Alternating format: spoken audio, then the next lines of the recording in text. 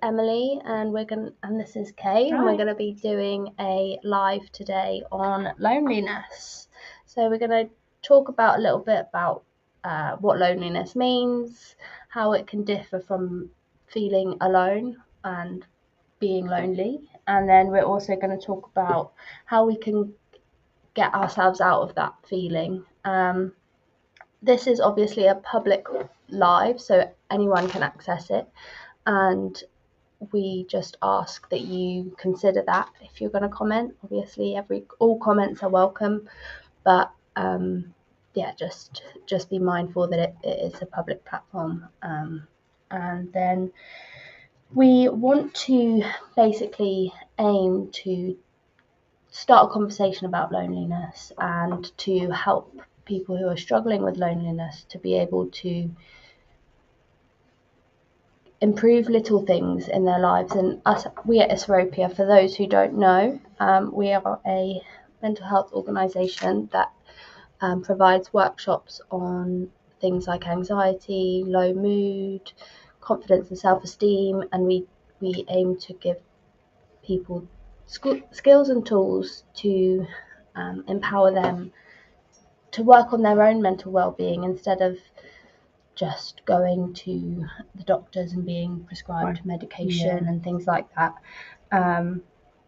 And we do that in little steps. So that's what we'll be talking about later on. We'll be talking about what little things can you do each day to improve that feeling of loneliness. So yeah, we'll go on to the first question. So what does loneliness mean? So the definition for loneliness is a need for social connection and relationships with others that's not being met. And it's an unpleasant emotional response to perceived isolation. So loneliness is also described as social pain, which I think is really sad. I think when we actually look at the word social pain, it really shows what loneliness is at its core, that separation from that community, and how you feel like you're just walking your path all by yourself with no input from anyone else. And we are social beings. We do need that. We do crave that connection from others. We're like herd animals, aren't we? So and it can be really demotivating. If we feel lonely, we can feel really like, oh, what's the point? We lose that motivation to go and find the connection that we're missing. Yeah, definitely. So that's what loneliness means. And we've been talking about this over the last few days in the office, and how does being lonely differ from being alone? And we were saying just before the live that sometimes it's nice to be on your own. Sometimes it's really like you really need that alone time. You really need that time to decompress. You really need that time to just chill out on your own. No stimulation from anyone else. No having to think about what they'll think of you and all of those kind of things. But if that's prolonged and you start to interpret that feeling of being alone as negative, and you crave the connection and you can't access it, that's kind of when it can turn into being lonely. Because for me, sometimes being alone is me being independent, me being able to access those challenges in a productive way, and I can look out for myself and I can do the things that I need to do on my own. But then sometimes I crave support. Yeah, definitely. I enjoy some me time, we tend to call it, especially at the weekends. But I know that I couldn't do the whole weekend on my own. Yeah. So, I put things in place to make sure that I see people on those days. Yeah, definitely. And I think when you're alone, not through choice as well, when maybe you've separated from a partner or you live on your own, there can be some sort of resistance as well. Especially, I think loneliness is so important was so important and significant in the lockdown, because obviously if you lived alone, we weren't allowed out. No. It made it more difficult. Yeah. But I suppose that's where, you know, other forms of communication come into it. You know, picking up the phone, talking to somebody can still have an impact. Yeah. And when we were going through the lockdown, I think it was really nice that people started to recognise that people who lived independently would feel lonely, and that's why neighbours were coming around, making you dinner or checking that you were all right. Yeah. And I think that really shows a lot about our society in a positive way. But also there's that access, and how you mentioned like social media and reaching out to people on the phone. If you didn't have access to internet, or you didn't like the computers or anything like that, then it was quite difficult. And that's sometimes how loneliness can start, is when we're pushed into the situation and we don't really have much choice. And that can be really difficult, and it can be really quite traumatic, I think. And then that is what makes your motivation for reaching out even lower, because you're like, well, there's no point, because it's not like I can go for a coffee with them, or it's not like I can go for a walk with them. And I think the fact that we lived in that kind of way for 2 years is really difficult to kind of snap out of that mentality. Because it has become a norm for us now to live more independently and to not see people so often. But there are other things that can cause loneliness. So things like experiencing a bereavement can make you feel like you're all alone. If you've lost that support system from that person that has passed away, it can be really isolating. And the word isolating is really important in loneliness, I think, because sometimes we do it to ourselves, and other times we do it through no fault of our own. So I think awareness is really key when you feel like, I feel really lonely and I don't know what to do about it. Maybe sitting back and saying, where did this begin for me? What happened, and what was the cause, and how can I make little incremental steps to making it better for myself? But also going through relationship breakups. I don't know about you, but in the past, I think when you go through a relationship breakup, and you might have been talking to your friends about how unhappy you were, and for a while, and then they were saying, oh, just break up with them. And then you do, and you feel like you can't talk about it anymore. And also, if it's not a choice of yours that you wanted to break up with them, you can just feel quite a lot of other emotions like embarrassment or shame, which is quite difficult in itself. And because you're so heartbroken, you just retreat, and you just want to be alone. At that you just time, but hide. It's when it, as you say, prolongs. Is when it can become more challenging to break that cycle. Definitely. And I think when we're going through something like a bereavement or a relationship breakup, that's the time when we need support the most. And if you don't have that support network, lots of people don't have those supportive, understanding people around them. And that can be really difficult, and that can be really isolating in itself. If you're having a conversation with someone and they're not listening, or they don't see your point of view, and they're just like, oh, just get over it, it'll be fine. It can be like, wow, I'm really alone in my feelings and I don't have anyone to share it with. And also a really big one is retiring and losing the social contact that you had at work. I think especially for people who've maybe worked in the same profession for 50 years and they've done that full time. It's part of their daily routine, it's part of their social contact, and then that's taken away. You kind of feel at a wit's end. You're like, well, it's like the rug's been pulled from you. Like, where do change you go? Of routine as well, isn't it? It's, you know, massively can definitely impact. Yeah, it's like for me, my day revolves around my job. Yeah. So if that was taken away a lot from of me, social connection there. yeah, if that was taken from me, I would be like, where do I go from here? So that can be really challenging, and also in that respect, changing your job as well. I think we've all been there before when you've got a new job and you walk in the room and you're like, oh my god, everyone knows each other and I'm just little old me walking in on my own. And then you like don't know where to have lunch and things like that. It can be really isolating. And then if you don't get on with your colleagues and you're different to them, it can feel really like you're almost an alien, and that can be really, really difficult and create loneliness.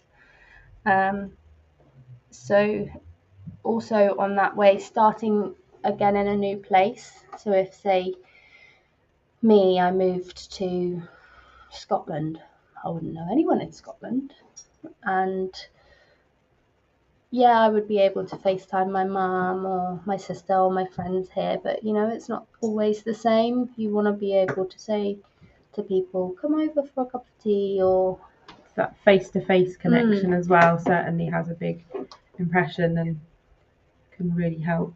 Yeah, and around like family holidays as well. I think Christmas, Easter,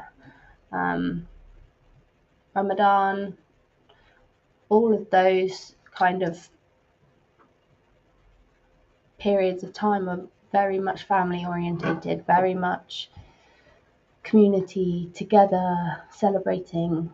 And if you don't have that, it can really make you feel 10 times more lonely, because you're comparing yourself to other people. You're saying, well, all of these people have loads of friends and they have loads of family and I don't. And it can be that comparison can make you feel like you're worlds apart from community and really isolating. I guess it's recognizing that you can still have people around you, but also you can still feel lonely. Definitely. And not know how to reach out or who to reach out to at times. Yeah, you could be in a room of crowded people, and if they're not your people, or you feel maybe a little bit dissociated, or you feel like you can't be your true self, you wouldn't fit in if you were who you were authentically wanting to be, that can be really isolating and create loneliness as well, which can be really tricky and really difficult to navigate, because it sometimes makes you feel like, why am I feeling so lonely? I'm literally surrounded by people, and it can be quite confusing. But I think it's more common than you think, and it's about who you choose to be in your life, who's that meaningful connections that you strive to have. And yeah, I think that's a big part of that feeling lonely when you're in a crowd of people, is that you can't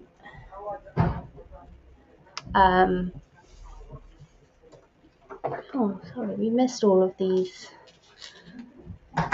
questions. So Natasha West says, I think lonely is a feeling that can be all encompassing, whereas alone could be more of a physical thought, e.g. going somewhere alone or spending time alone, which I really like and need sometimes. And that's so true. Absolutely. I think feeling lonely can be so loud in your head. You can go through every single situation, all environments in your day, and feel lonely, whereas your being alone is an interpretation.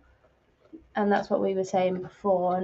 And then Natasha also said, sometimes my thoughts make me feel alone. No matter how many people I surround myself with, inside I can feel incredibly lonely. Reaching out just one time can really change that whole thought process into I'm choosing to be alone rather than I'm alone. And that's so true. I think we sometimes put ourselves into situations where we would feel lonely and we would feel isolated, because maybe it's too difficult to reach out. Maybe you feel like you are going to bother someone. I think especially when you have anxiety and low mood, you can feel like a burden, and you can feel like you're not very fun to be around anyway. So it can be really difficult to reach out. That reaching out step is always the hardest one to do. Definitely. As well. Yeah. And it comes back to that awareness. Like if you're aware of I'm choosing to be alone, it can shift your whole mindset and kind of make you feel a little bit more in control. Natasha also said comparison is a root cause for so many feelings and can cause you to feel alone constantly, wishing for more than we have. Yeah, definitely. And there's a quote that says,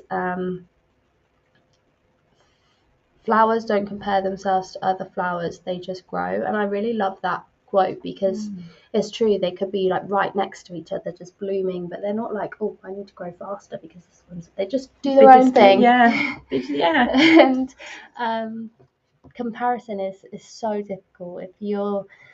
If you've got low self-esteem and you've got low confidence and you look at someone who seems really confident and like loads of people around them and you're like, oh, I wish I was like that, but I don't know how to become like that, it can also almost make it worse because you feel inferior, you feel like you're not good enough, you're not recognizing yourself for who you are. You're not recognizing your own strengths. And then Joanne said, I find it difficult that things I could get involved with cost money. And so because money is tight, the restriction of going out to meet people or do something isn't possible, which drags me down. I have friends, but they don't live near enough to just pop round to them or meet up. So being lonely is how I feel every week right now. Definitely. I think that's so true. And now the cost of living's going up and everything's more expensive now. It's really difficult to budget for that.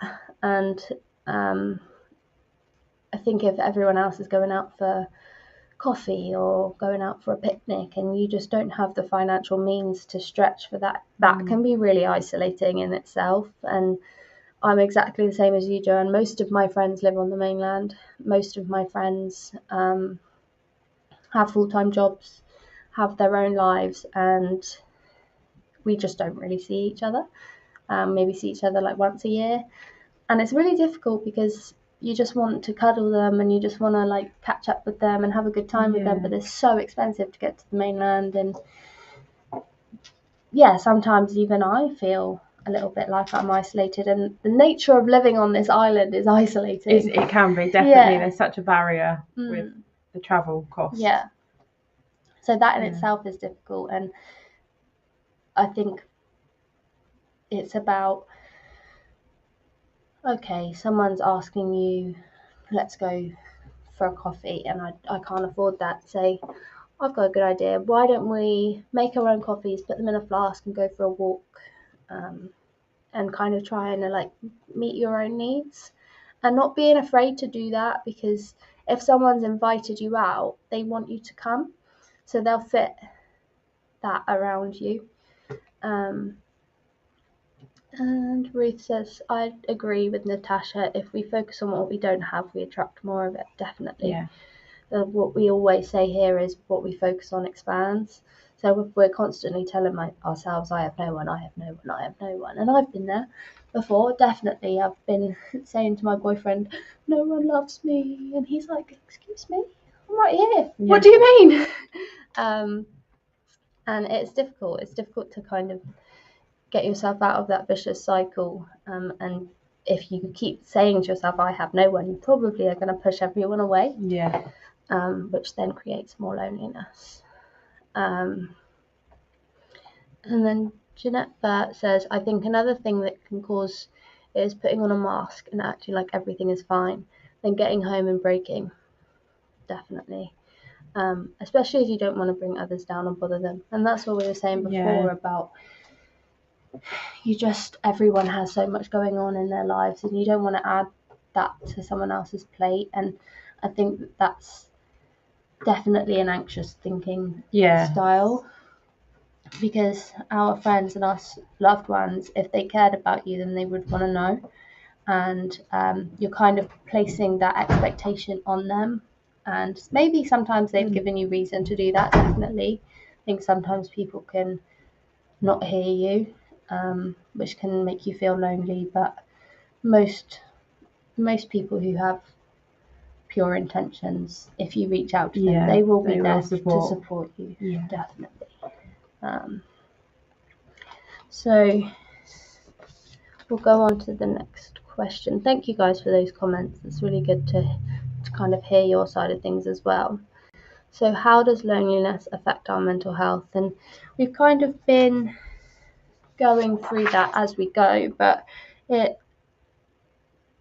makes social anxiety especially really hard.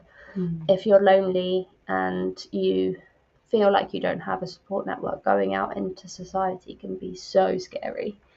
And also when we feel like what we were saying, pushing people away, when we feel lonely, we kind of isolate ourselves more, and then that makes going out into the world worse and more terrifying, and it, like exaggerating that threat. It's kind of like, it's a skill, isn't it, going out and that. So if you're not doing it, then it becomes harder and harder each time. Exactly. To keep it going. And that's why lockdown was so detrimental for so many people, because we weren't able to practice those skills. We weren't able to. I remember coming out of lockdown being like, I don't know how to have a conversation with someone face to face. Yeah. So it can be really difficult, and that can affect our confidence and our self-esteem and our self-worth. Loneliness can massively affect your self-worth, I think, and then that has a host of complications on our mental health. Makes things like paranoia and anxiety worse, I think, as well. Like if you're going out on your own and you see people many times, and you're like, oh, do they think I have no friends? Or why do they think I'm on my own all the time? And it is, that paranoia can, and maybe people thinking people are laughing at you and stuff like that. It can be really difficult. And also, one thing that's really important is that we actually have more time to focus on that negative thinking. If we're constantly alone and we're not distracting ourselves effectively and we're not getting other people's opinions, that negative spiral in our head can just keep ruminating on everything. Yeah, definitely. And it's really difficult. But there are...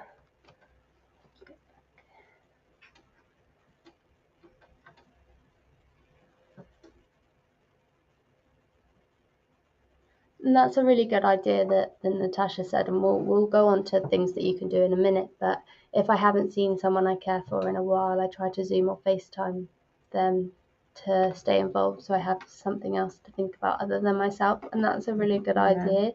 And also, I find myself, and I don't know about you, Kay, but if I FaceTime someone or like I chat to them on the phone, then if I go to see them, we've got a little bit more... I feel more at ease because I feel like it's not going to be awkward. So yeah, that's a really good idea if you haven't got those people immediately around you to FaceTime them. And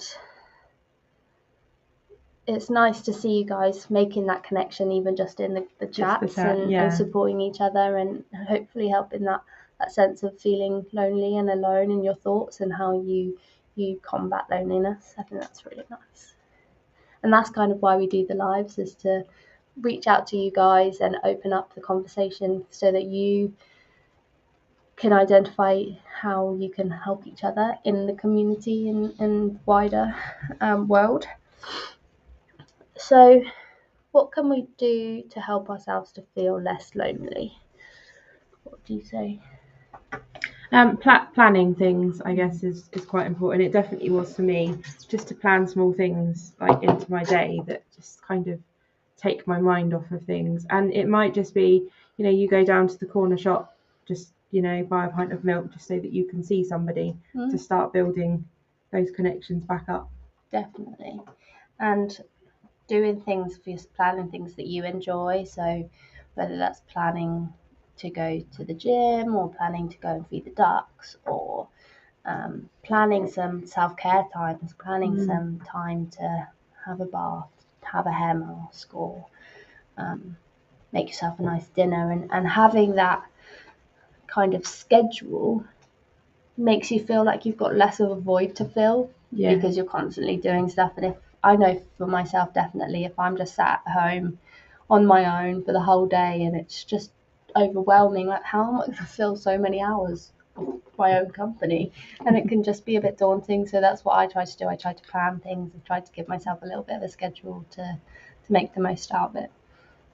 And also join support groups. So obviously in our community and wider community, we have social groups. We have the Wellbeing Wander and creative writing and things like that, which are aimed to help people integrate themselves into society again and to have that social connection. So really going for those groups as well. But then there's also online chat rooms. There's games on Facebook that you can talk to people on. I know Roblox is quite good for communicating with other people around the world. I've never played it, but doing things like that, like befriender services, can be really helpful, especially if you don't have the means to be able to travel around the island and go to creative writing in Ventnor, because obviously it's quite a way if you live in Cowes. But and also volunteering is a really good way to reach out, whether that's at Aspire, whether that's here. Let me see the chats.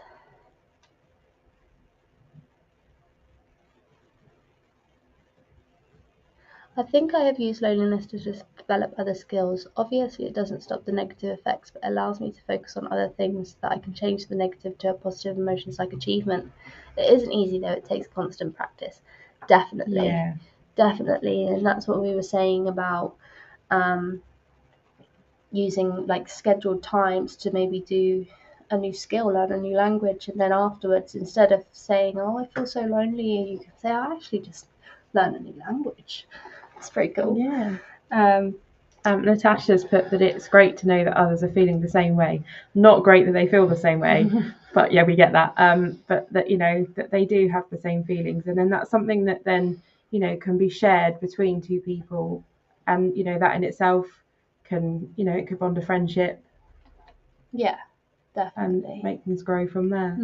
Definitely.